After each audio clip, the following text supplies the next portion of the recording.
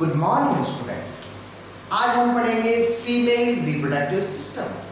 Female reproductive system को दो part में डिवाइड किया है, प्राइमरी सेक्स ऑर्गन और secondary sex organ. Primary sex organ के अंदर ओवरी को शामिल किया गया है, जबकि सेकेंडरी सेक्स ऑर्गन के अंदर आएंगे एक्सेसरी डक्ट, एक्सेसरी ग्लैंड्स और मेमरी ग्लैंड्स।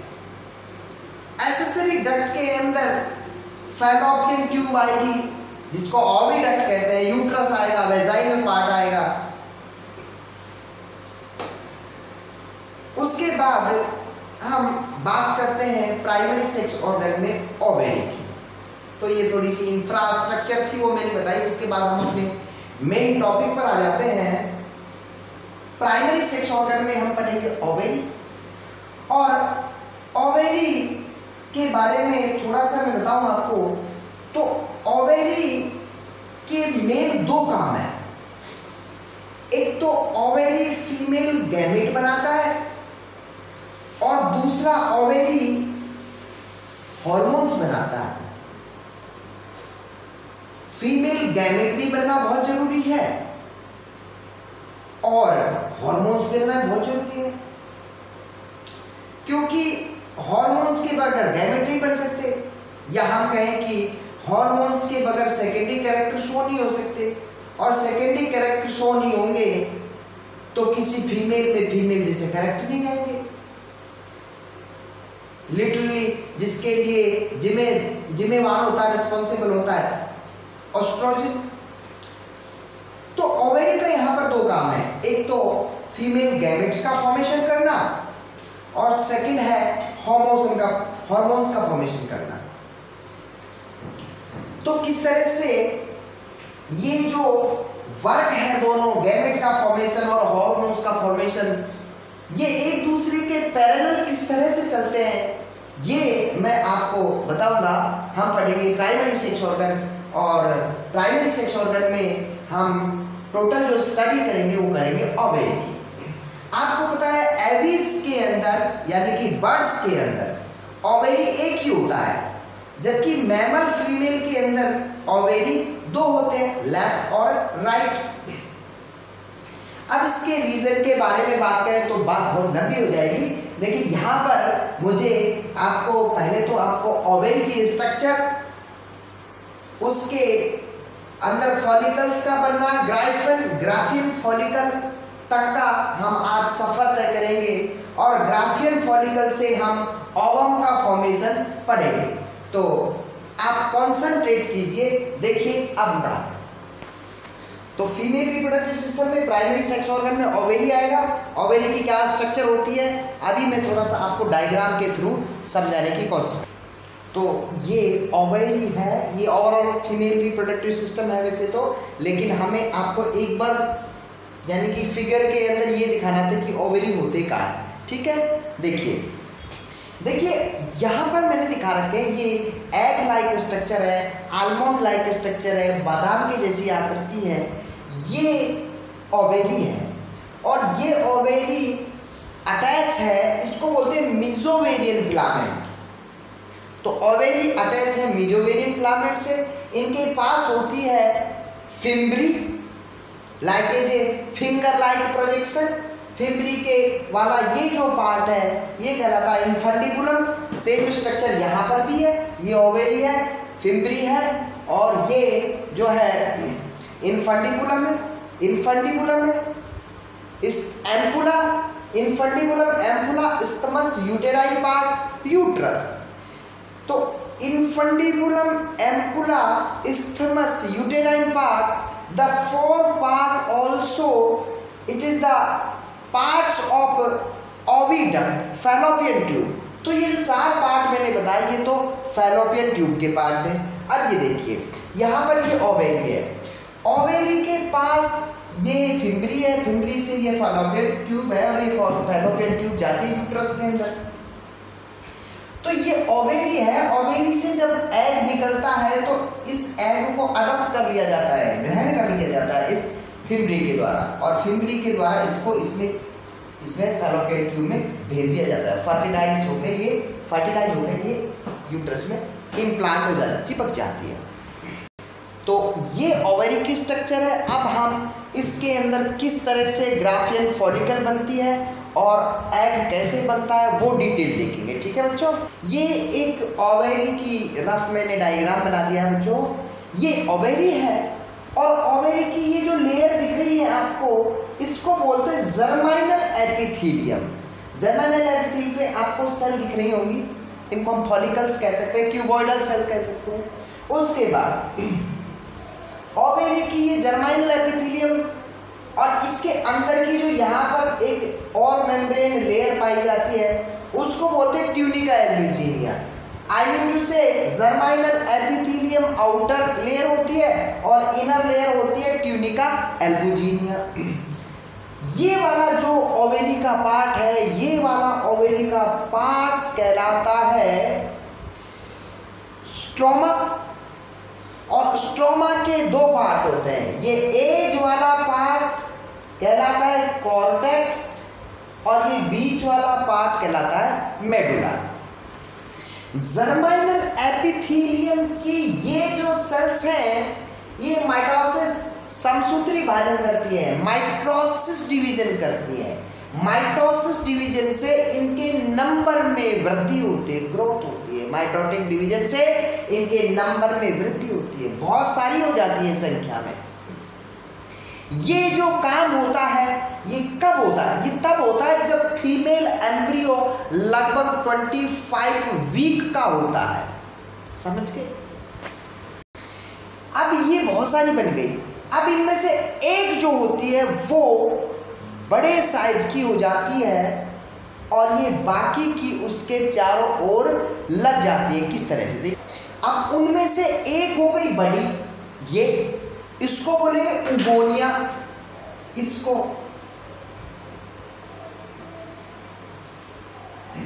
और इन को बोलेंगे फॉलिकल, समझे। इस ओवरऑल स्ट्रक्चर को बोलेंगे प्राइमरी फॉलिकल।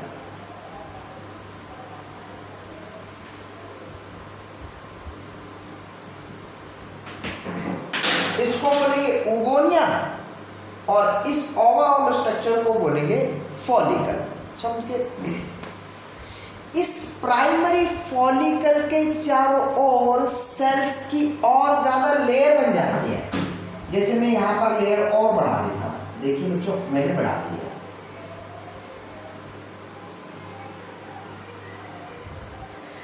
अब इस मोटी लेयर को 1 2 3 मल्टी लेयर हो गई।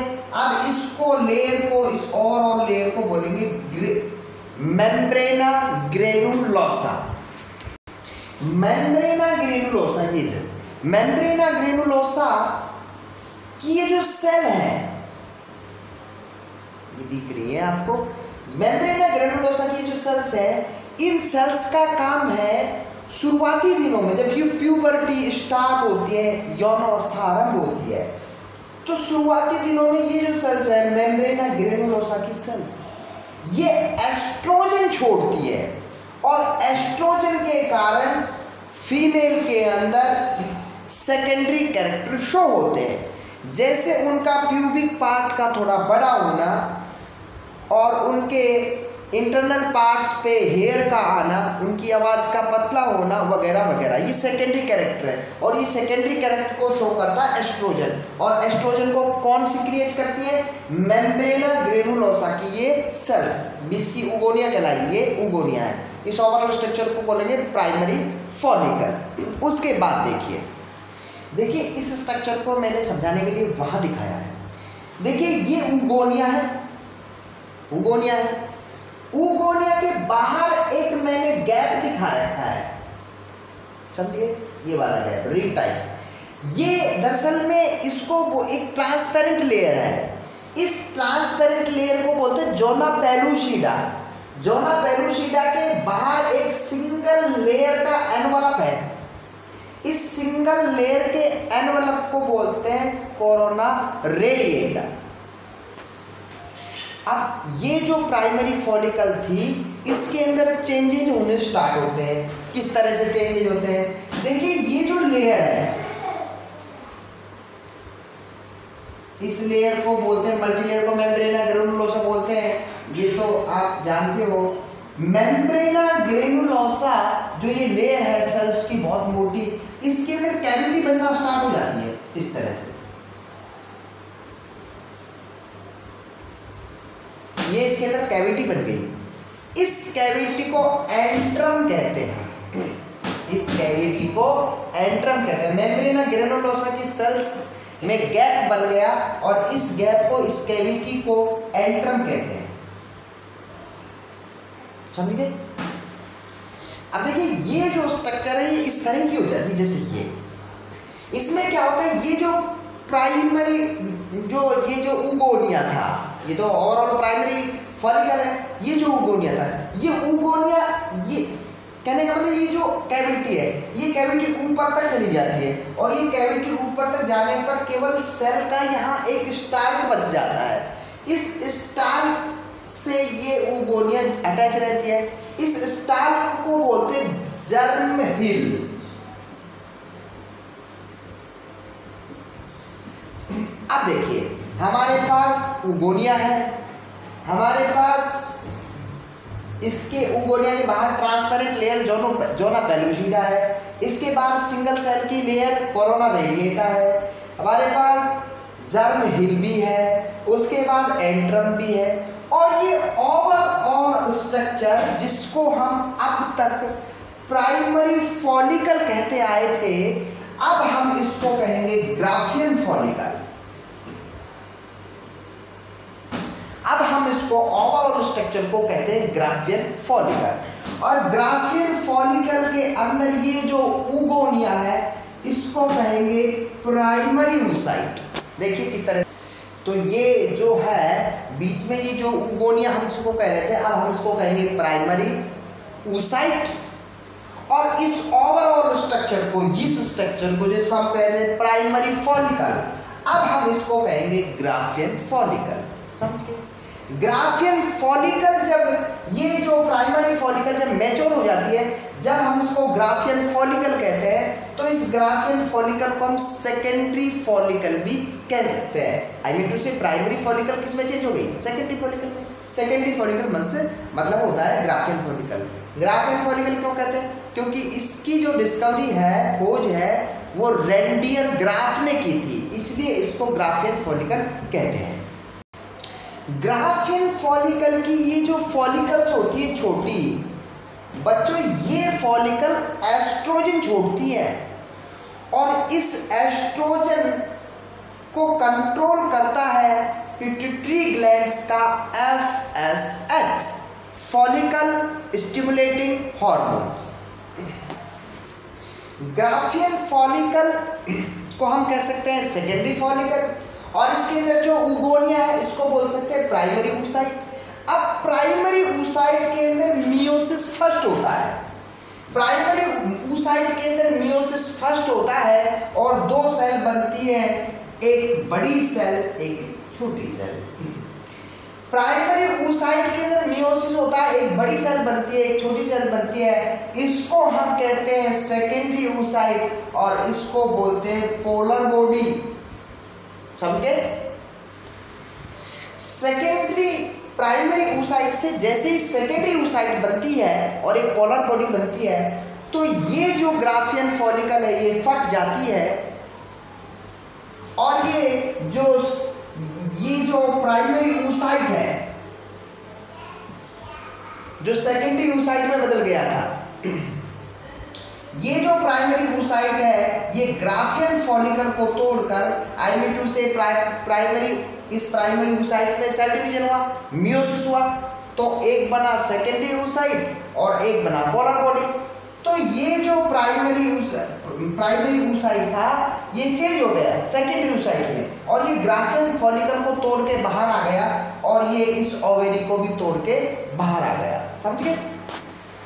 और ये ओवेरी को तोड़ के यहाँ से ओवेरी से बाहर निकलकर ये सीधे पहुँच जाता है फिम्बरी में, फिम्बरी से इन्फंडिबुलम में, इन्फंडिबुलम से एम्पुला पार्ट में पहुँच जाता है। और इस एम्पुला पार्ट में स्पर्म इसका इंतजार करता है, यानी कि अगर मैथुन हुआ है नर से मेल से यदि संभोग हुआ है, उसको बोलते सेक्सुअल इंटरकॉर्स हुआ है, तो ये जो एग है एम्पुला में जाके, एम्पुला इस्थमस जंक्शन में जाके फर्टिलाइज हो जाएगा। उसके बाद आप इसको देखिए कि ओवेरी के अंदर जो ग्राफियन फॉलिकल थी उसका क्या हुआ। आप देखिए भाई, एक ग्राफियन फॉलिकल थी, इससे एग तो जो है सेकेंडरी oocyte और सेकेंडरी oocyte ओवम में चेंज हो गया, ओवम फर्टिलाइज हो गया जाकर एम्पुला में। अब यहाँ पर ग्राफियन फॉलिकल हो गया खाली। इस खाली ग्राफियन फॉलिकल के अंदर कुछ ल्यूटीन येलो पिगमेंट सबस्टान भर जाते हैं और ब्लड क्लॉट भर जाता है। अब ये ग्राफियन फॉलिकल कार्पस ल्यूटियम के नाम से जानी जाती है। I mean to say corpus luteum is a endocrine glands and strongly secrete progesterone. Progesterone is a main function of progesterone implantation in uterus of the fertilized egg। कहने का मतलब ये है कि ये जो कार्पस ल्यूटियम है, ये कार्पस ल्यूटियम पहले ग्राफियन फॉलिकल थी, एग निकल गया, इसके अंदर कुछ ल्यूटियन पिगमेंट भर गए, अब ये कार्पस ल्यूटियम काम करेगी एंडोक्राइन ग्लैंड का, ये एक हार्मोन सिक्रिएट करेगी जिसका नाम होता है प्रोजेस्टेरोन। और प्रोजेस्टेरोन वो जो एग फर्टिलाइज हुआ है उस एग को इम्प्लांट करने का काम करता है यूट्रस में। कोई बात नहीं। अब इस चीज का दूसरा पहलू क्या है, देखिए, अब एक तरफ तो हमने बात की भाई एग किसी मेल से फीमेल का सेक्सुअल इंटरकॉर्स हो गया तो उस फीमेल को स्पर्म मिल गए, उस मेल ने स्पर्म डोनेट किए तो उस फीमेल को स्पर्म मिल गए, और उस फीमेल के अंदर जो एग्स क्रिएट हुआ है उसके ओवेरी में, और वो ओवेरी पहुंच गया फैलोपियन ट्यूब, तो वो फर्टिलाइज हो जाएगा। और यहाँ लगातार कार्पस ल्यूटियम प्रोजेस्टेरोन छोड़ती रहेगी जिससे प्रेगनेंसी को मेंटेन किया जा सके।